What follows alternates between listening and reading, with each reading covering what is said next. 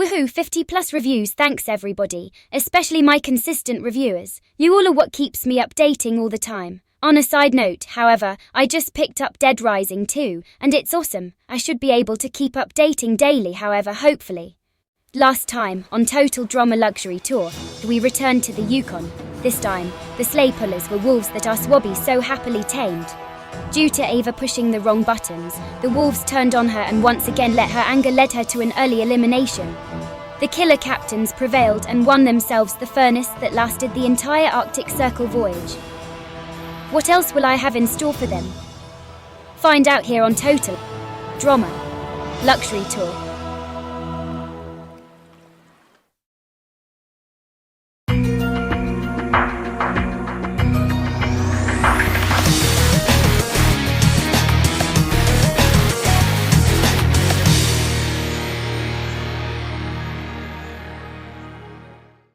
The ships continue to slowly sail through the glacier-filled ocean in the Arctic Circle.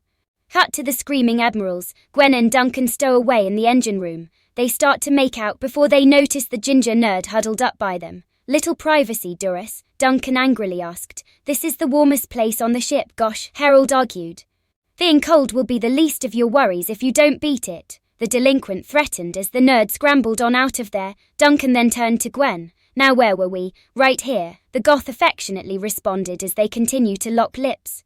Meanwhile, DJ and Jeff were talking. Bridget is still mad at me for what went down. The party animal sadly stated, you shouldn't listen to Alejandra's advice. DJ responded, but what else could I have done? I'm crazy about her, and I can't stand not being able to be with her for so long.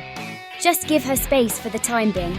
I've been trying so hard, but she is the hottest thing ever, and I would sooner die than not be able to have her. I may not want to do this, but I think my leverage card is all I have left, bro. Cut to the killer captains. The team relaxed as their newly won furnace did its work. This is luxury, Courtney happily says as she enjoys the warmth despite the cold outside. Cody is my personal furnace, Sierra happily says, never letting him go since the Yukon. I wanna be warm forever, Sierra exclaims. Cody then says as he is also in the confessional in his stalker's grip, she wouldn't even let me go to use the bathroom alone. Heather stomps into the room carrying Cody Jr. That's it, Cody. Stop being her squeeze toy and take your turn on treating this bird. That's not fair, Sierra angrily shot back. Hey, I don't make the rules. Oh wait, I do, because I am team captain. Heather smugly replied while handing the bird to the geek after he leaves Sierra's grip. Heather then grabs Cody while he is holding his son and takes him to the upper deck. Cody, you are growing too dependent on Sierra, the Queen Bee informed. What do you mean? Cody asked. I mean, that you have been letting her treat you like a stuffed animal and doing all the work for you in challenges. Remember what I told you at the Naka mine? It's time to stand on your own 2 feet and stop relying on Fanzilla. I guess. Cody hesitantly responds, just firmly tell her off so you can stay focused on the team. Heather orders as she points the geek back to the lobby. After overhearing the conversation while manning the boat, Trent walks up to her. What do you want? Heather rudely inquired. I was just wondering why you have a huge problem with Sierra all of a sudden. The musician answers. She's distracting Cody with her annoying fan worship. You didn't seem to have a problem with that last season. Trent reminded. Well, this time is different. How so? It's different because Heather's stuttering helped Trent finally figure it out. Oh my god, it you like? Before the musician could finish, the Queen Bee kneed him hard in the crotch. Keep your mullet mouth shut or I will destroy you, Heather warned. Got it. Trent tried to say while in excruciating pain. Heather took a bit of time to find the words. He was about to say that I liked Focused Alliance members. Most definitely, I mean, it was just like Lindsay and Tyler. Trent held his kiwis in pain. Not one of my wiser moments. Cut to the rabid skippers. The Izzy Brigade still becomes a force to be reckoned with for the other half of the skippers. So Noah. In case we lose, who are we voting out first? Justin asked curiously. I guess Sadie probably, but let's not worry about the what-if scenarios. I don't mind being intimidating, but I don't want to stoop to Al's level, the bookworm informed. A few hours later, the ships finally reach warmer waters and pull over to the port their peace instructed them to go. As soon as the teams made land, they once again saw Chris and Chef, alongside an old face. Drift netters, welcome, Chris formally greeted. We are once again at my hometown, Newfoundland. You all remember my cousin? Judd, don't you? How's you getting on, cocky? Judd McLean greeted in his thick Newfoundland dialect. What did he call me? Duncan said, getting aggravated. Everyone was taken to the fishing lodge where they completed the second part of their challenge last season. For the first part of the challenge, Chris started moving on. Please don't make me drink apple cider vinegar, DJ begged to himself, is to chug down more apple cider vinegar. Chris finished while smiling at DJ. Oh, the rules for this contest are to drink as much apple cider vinegar for your team as possible. If you are unable to continue chugging in any way, you're eliminated. Whichever team finishes up the most jugs of apple cider vinegar overall wins the advantage for the next part of the competition, Chris announced. No aside, wish Owen was still here. He's got the stomach for it. Izzy frowned. Cadet Izzy doesn't want to drink this again. Get on the go, Beas. Judd commands as the teams start the challenge. Cut to the killer captains. Ugh, my throat feels like it's on fire just drinking it. Heather shouts out in disgust after taking her first drink. Heather is eliminated, Chris announces. What? The Queen Bee shouts in disbelief. If you are unable to continue chugging in any way, then you are eliminated, the host reminded while dodging the oncoming jug that was then thrown at him. I should pace myself, Ezekiel says out loud, as Heather then takes her frustrations out on the prairie boy by force-feeding him the chug of cider vinegar. The rest of the team hesitantly drank down their first jugs non-stop, while then gagging on the acidic liquid afterwards. I can't do another one, I just can't, Bridget shamefully muttered. Me neither, Katie sadly conceded. Bridget and Katie are out, Chris announced. No more, please. Homeschool begged as the Queen Bee mercilessly forced down the second jug down his throat. Cody struggles to chug down his second, but his body rejected the acidic vinegar, and he vomited it all out. Cody, buddy, you're out, Chris announced. Trent, Courtney, Sierra, and a reluctant Ezekiel were all who finished their second jug. No more, I can't do any more, Trent said exhaustedly. Trent's out, Chris says. I can handle one more. Courtney bragged before the sit vomits out her second jug contents. Courtney's out and her second jug is void because her stomach failed to contain it. Oh, come on, Courtney angrily complained. Great, homeschool is done, Heather complained as the Zeke couldn't take his third jug and vomited it out. Heather won't stop being mean to me, she's risking our friendship, Ezekiel complained.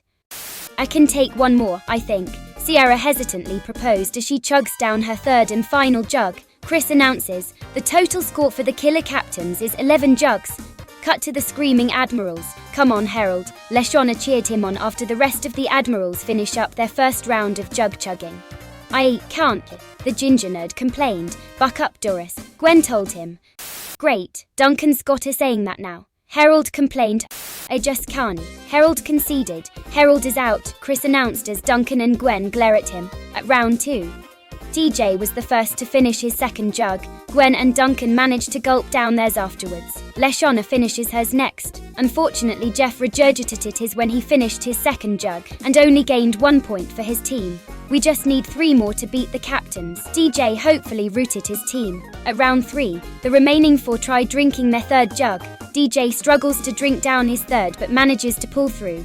That's all I can take, DJ exhaustedly said. Come on, Gwen. The punk rooted his gothic girlfriend after finishing his third jug.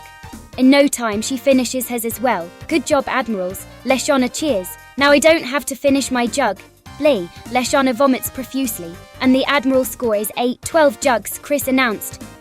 Cut to the rabid skippers. Blair, Tyler vomits out his halfway through his first jug.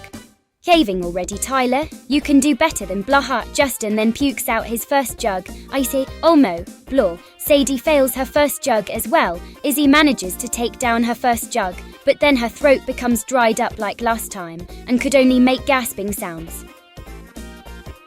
Chris shamefully looks at the vomit-covered competitors that were the rabid skippers. Your score is 1 jug and a once again, paralyzed Izzy. No aside, no one has a strong stomach on my team.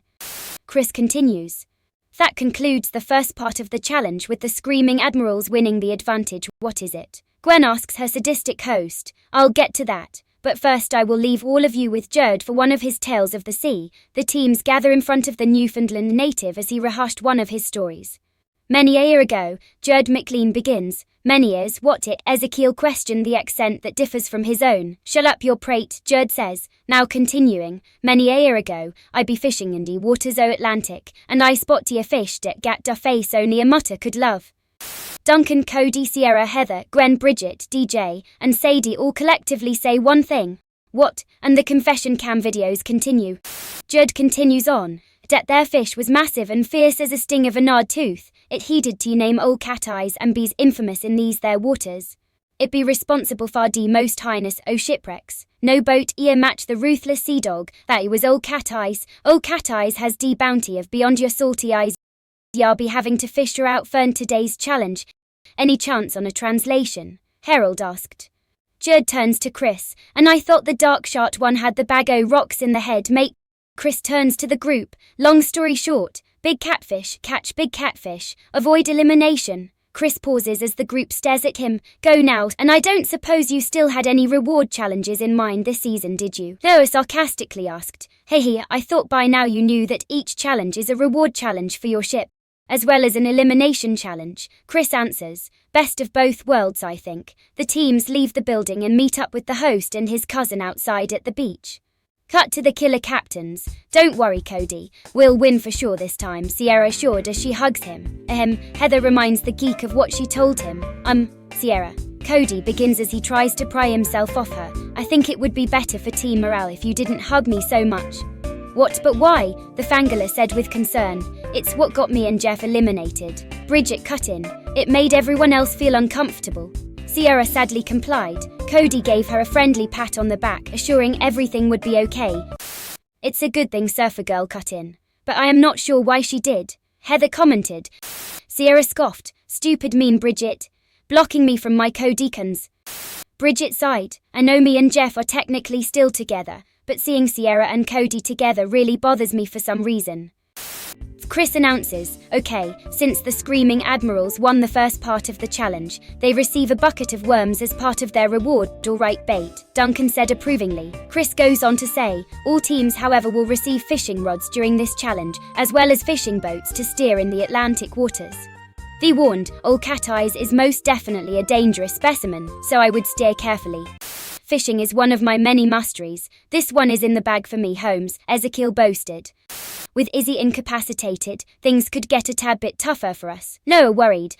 I couldn't help but notice that the killer captains still haven't had an elimination yet. I think it's time we finally assess that issue, Duncan decided.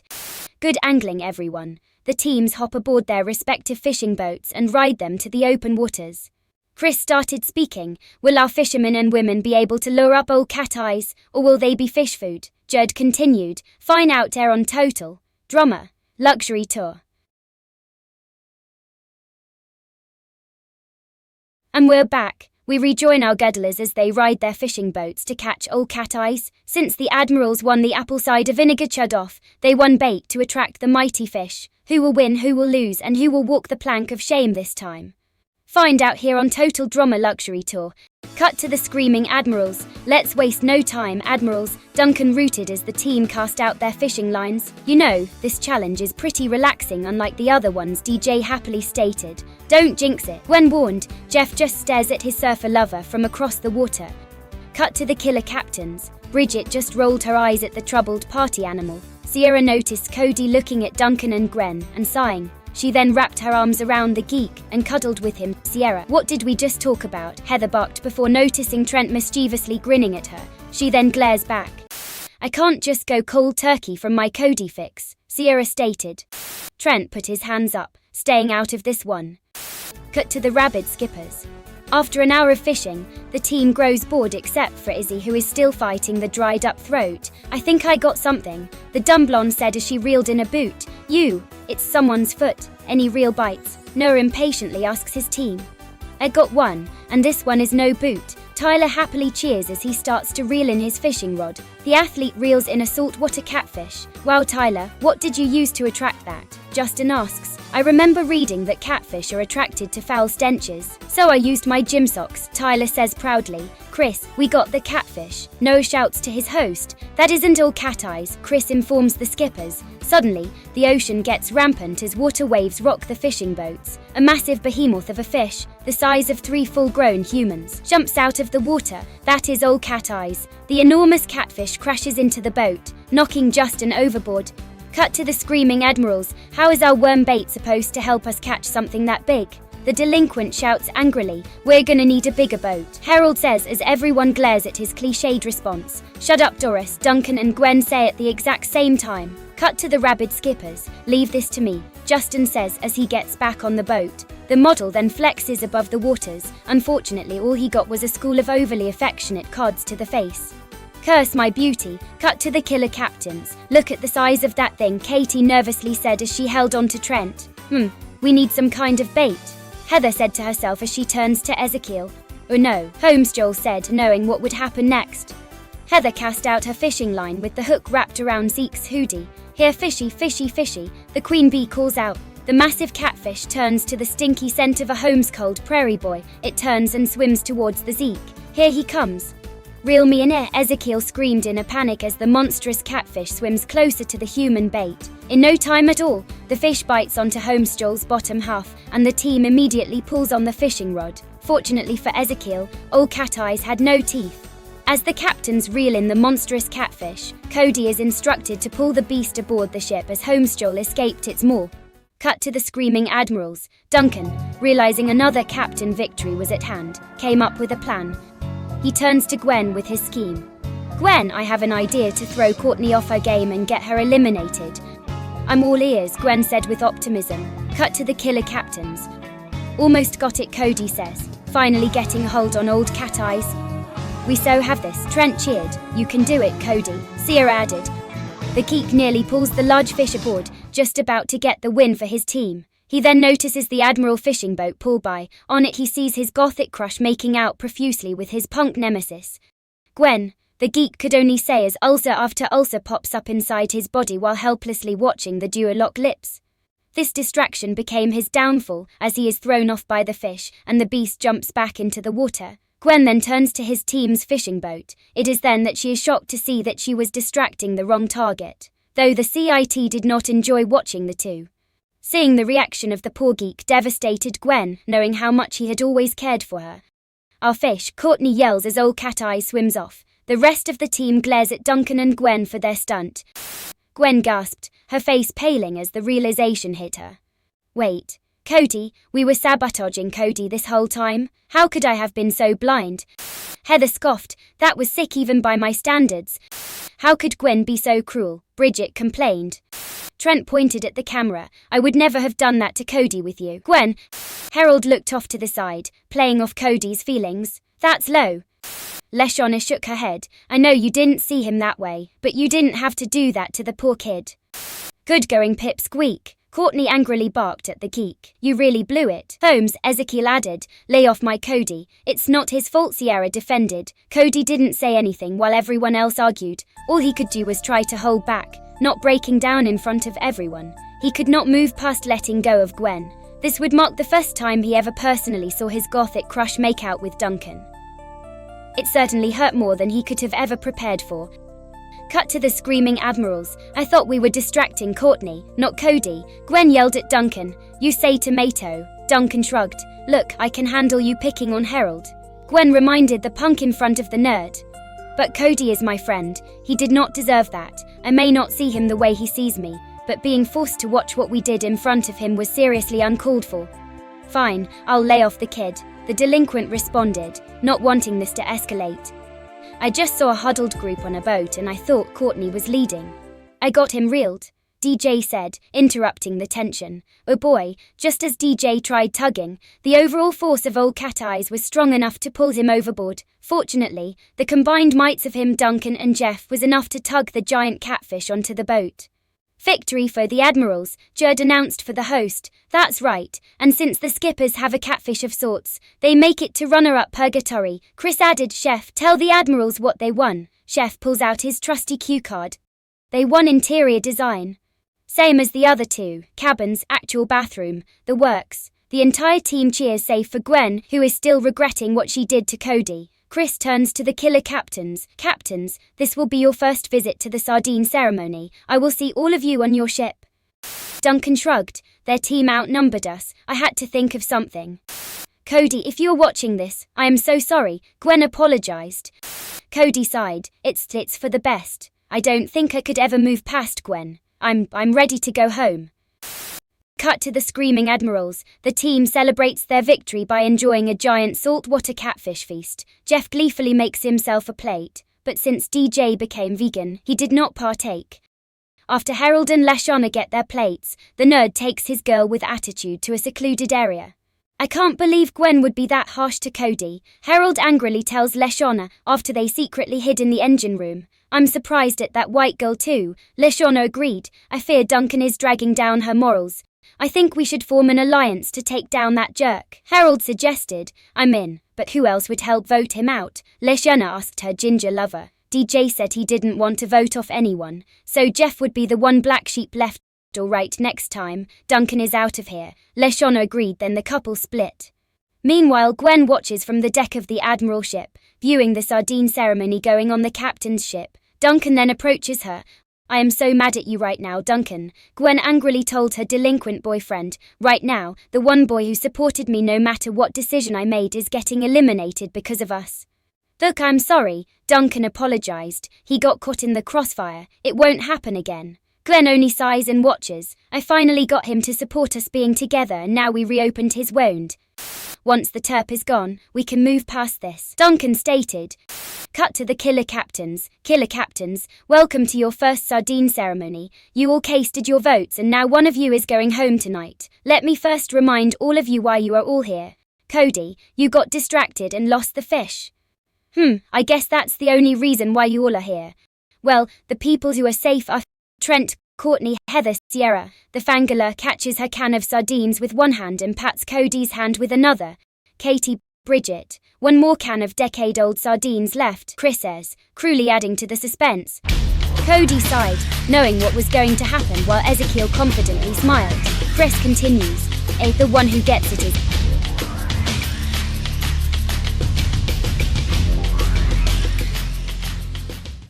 Cody.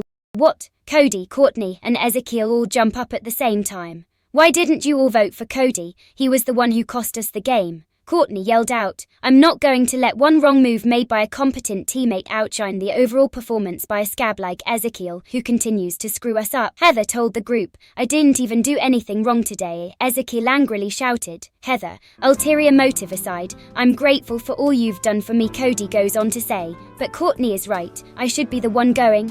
Nuo Cod Kikens. Don't leave, Sierra begged while anchoring herself to the geek's leg. Cody, you can't just bail on your team like this, Bridget protested, and you certainly can't let Duncan get away with what he did to you, Trent added.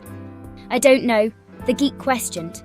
Cody, you still have to prove that you can be independent. Now stop moping and get over those two, Heather barked at the geek. Where's my team support? Ezekiel cut in. Heather just grabbed the prairie boy by the collar and threw him off the dock of shame herself. Sorry, Zeke, the team has spoken, the host said as he throws homeschool his life jacket while he was swimming. I can't blame Cody for what happened. We all knew how much he cared for Gwen. I still can't believe that witch would stoop so low, Bridget complained. I would never let my Cody muffin get voted off, Sierra stated. Heather sighed. Don't get me wrong, Cody better learn from this mistake. I just wanted Ezekiel gone. So I told Trent, Bridget, Katie and Sierra to vote him off, and I needed Cody in my alliance. That's all. How am I even gonna be able to even look at those two after what happened? Cody worried. Well, Heather got her wish. Who will go next at our newest destination yet? Find out here on Total Drama Luxury Tour. I ain't losing again, Ezekiel yelled as he swims after the ship. Quick, sail away before he latches on again. Chris rushed the captains before the homeschool spent another season as a stowawahi. Strive my best to make Judd McLean's Newfoundland accent come out right. Hope you all were able to bear with me.